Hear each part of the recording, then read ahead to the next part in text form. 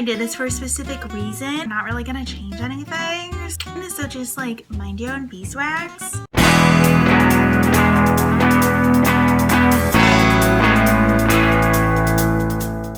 Hello everyone, my name is Haley. I am a writer and creative artist, just paving a creative life for myself. Welcome back to my channel. Hello, how are you? I'm doing okay. I hope you are too. And today, because I recently just got over 100 subscribers, I am trying, I had to look down and make sure I got her name right. I am trying the Julian Greystoke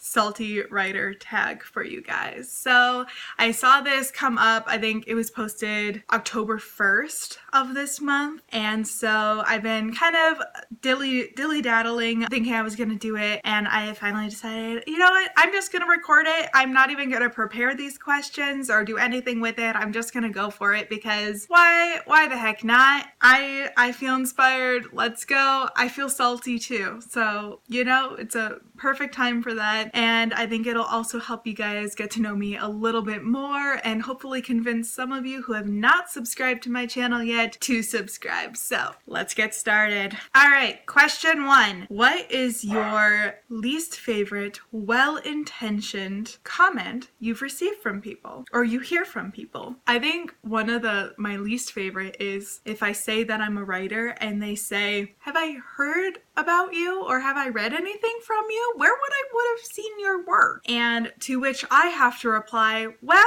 I've only published 2 things and it was in a very small lit magazine that mispublished the online version of the publication available. So there's only 10 copies. I have, and the other writers who were part of that journal have, and you would not have heard of me there either. And I have not published since that in 2016. So no, you would not have heard of me anywhere. Thanks for asking. Number two, what is your favorite scene that you had to scrap from like a novel, I believe that means? My favorite scene that I had to scrap was probably actually the first opening scene, not even opening scene, but it was the first short story that I wrote that ended up the launch pad for my current novel, A Dance of Shadows, that I wrote during a advanced creative writing class my senior year of high school. So I wrote this short story as a part of the class, and my teacher was like, you know, this could be part of a novel or something. And at that point, that was mostly realistic fiction. I was trying to do like a little bit of magical realism element to it because I was playing off of dreams, and I was like, you know, yeah, this could totally be a part of a novel. And so I started it, and the scene actually went like pretty far into the novel. I think it was like in like the second part of it where it had this huge reveal that I won't say here because it's still like a reveal. It's just in a different place and in an entirely different scene than the original one. And so I hated having to cut this one, but I had to replot after the first draft, and it originally didn't even fit in there in the first draft, and I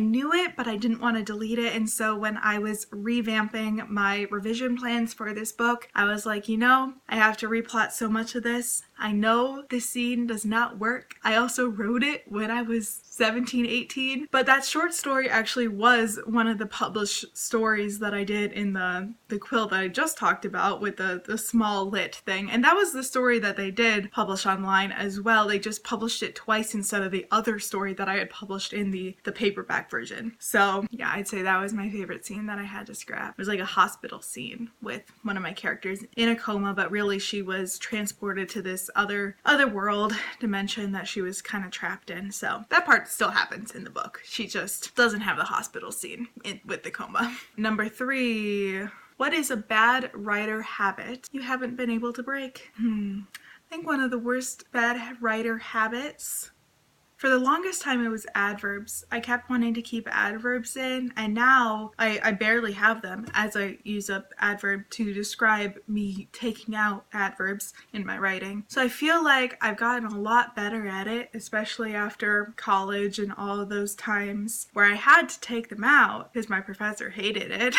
So I'm trying to think what else. You know, I gotta say, probably character building is a bad habit. I wait a long time, and so I feel like my Oh, character motivations. There we go. Character motivations. Being not fully developed has been a bad habit of mine. And that's a part of why I had to do this whole rewrite thing, because my motivations for 2 of my characters, 2 out of 5, were just not there. They were filling plot purposes. They were doing things, but there just wasn't that there wasn't that motivation for like why we had them for POV characters and if that was necessary. And now I think with this rewrite, they're much more involved and have a purpose. So I think, like anything, it's getting better the more that I read and do craft books and am writing and all that stuff, but I feel like that was something, at least for the first draft of this novel, that was a weakness, and I'm trying to now correct. Question number 4. Question 4. What is the worst thing a reviewer can say to you? I mean, the fact that I don't have anything like officially published right now makes it a little bit easier, I think, because I haven't had any typical reviews. I think the worst thing would just be that they don't like the book, that it was unimaginative, that the world wasn't there, that the characters weren't relatable. I mean, those are all things that we aim for as authors, right? So if you don't meet those goals or those expectations, I hold my writing to a very high standard. So I feel like if somebody thinks it's below standard or not good or just didn't like my writing, I mean, everything is subjective though, you know? Like, I feel like I'd be upset in the moment. Oh man, this guy didn't like my book. Like, oh, like, but I mean, in the moment, like, if it's a review, that means it's already done, it's already published. And at that point, as long as I'm happy with what I produced and what I wrote, I don't care if somebody doesn't like it. I probably wrote the best thing that I could because I'm a little bit of a perfectionist. Like, I wouldn't put something out there without years of work to back up what I did. I am someone who's going to take a long time to publish and to get things out there because I want it to be perfect. I want it to be as good as it possibly can be and to meet my standards, which are high. Number 5 is, what is your least favorite part of the writing process? Oh, my least favorite part of the writing process is, man, I love most of it. I think one of my least favorite parts is when I literally have no ideas, but it doesn't take much for me to get ideas. So I think one of my least favorite parts is outlining and making sure that my outline is consistent and that it makes sense, because I feel like if my outline is messed up and doesn't make sense or isn't as fully developed as I want it to be, then it's going to affect the entire writing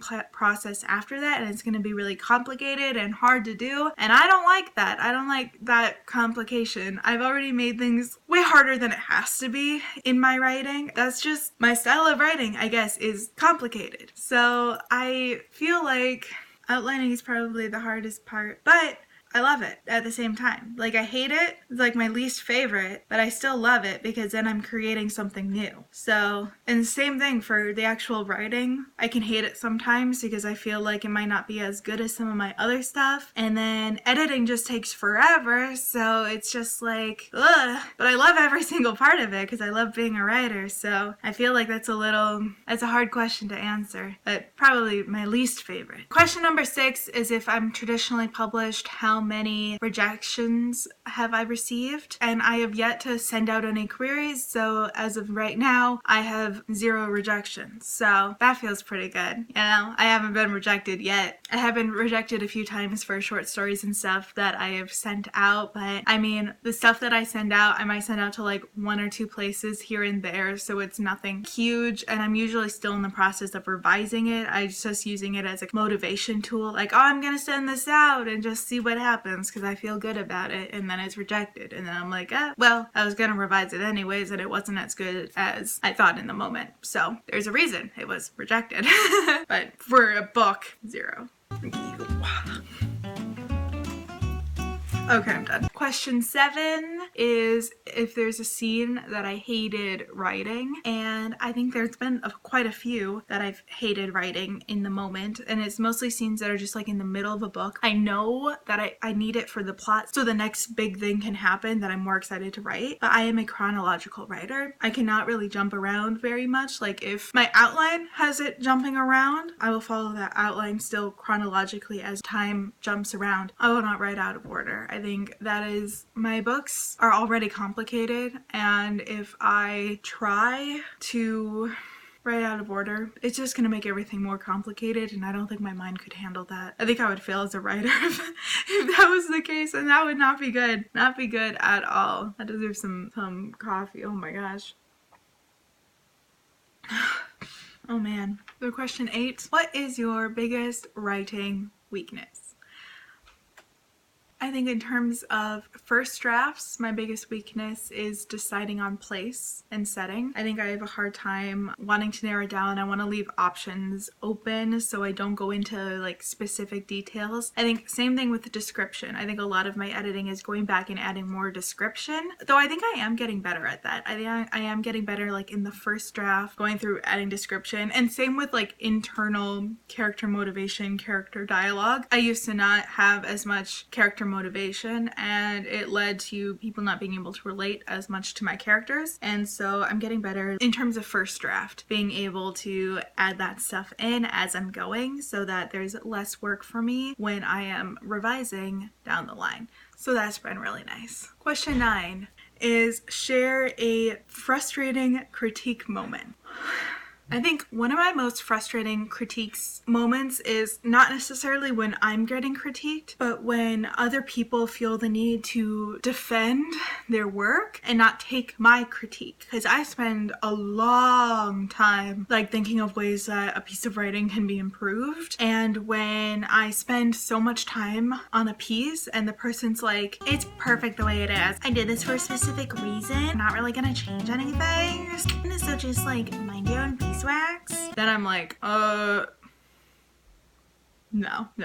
Because at that point, it's like, sure, you can tell me why you did a specific thing, but if that thing didn't come across to me and I had a specific question about it, or I was questioning this area or why this was here, then it obviously didn't come across to me as a reader, and you as a writer have to do something about that. So that's not like a... I was talking with another Authortuber about this recently, and I think we might do a collab video talking about critiques in general, so I'm sure this will come up again on my channel. But there is this kind of stigma around critiquing and wanting me to be nice and supportive, and a lot of people not understanding that you need to be quiet.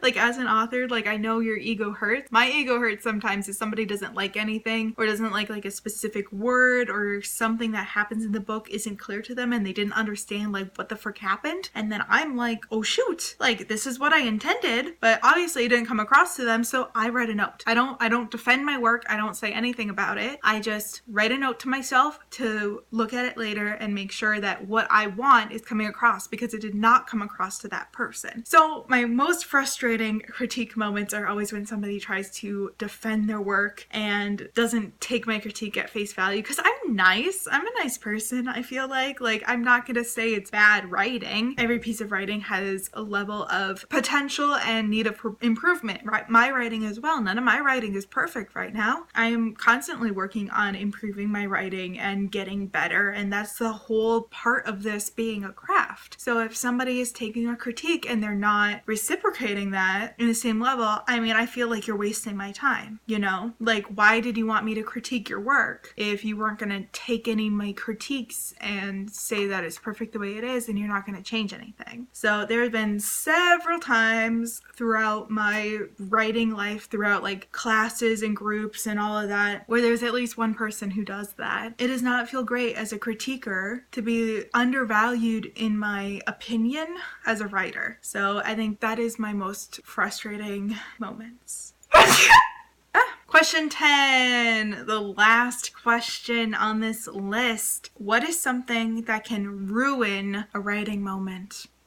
Or a writing session, sorry. Either my brain or somebody else coming into my room, or trying to talk to me, ask me a question. If there's a lot of noise sometimes. I think like I can write in busy situations or busy environments. I can write in a cafe setting, for instance. I've done that before. It's not as productive. I cannot write with music that has lyrics in it. I will start listening to the lyrics instead and evaluating the lyrics instead of actually writing. So so I need to not not do that. But yeah, I say more often than not, the thing that ruins a writing session is me realizing I have to go and do something else. A family member needs me to go do something. I forget that I have some other work I need to be doing. I need to clean. Procrastination. Yeah. Or just getting stuck in a scene. You know, I think for me, especially as I said, I write usually chronologically. So if I'm having trouble with a specific scene, that's going to take me out of my groove and I'm going to have a hard time getting back into it after that. And so there's a bunch of things that can ruin a writing session though. Like, it's kind of crazy how many things can go into a writing session not going as planned.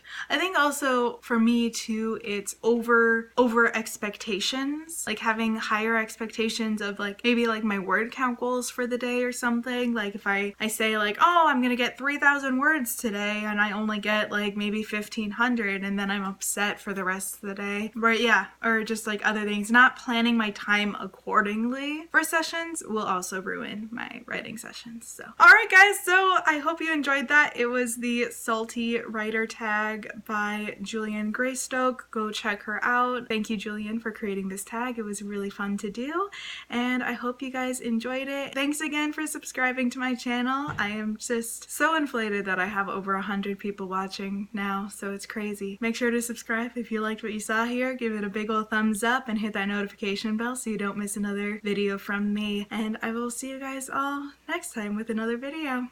Bye and subscribe.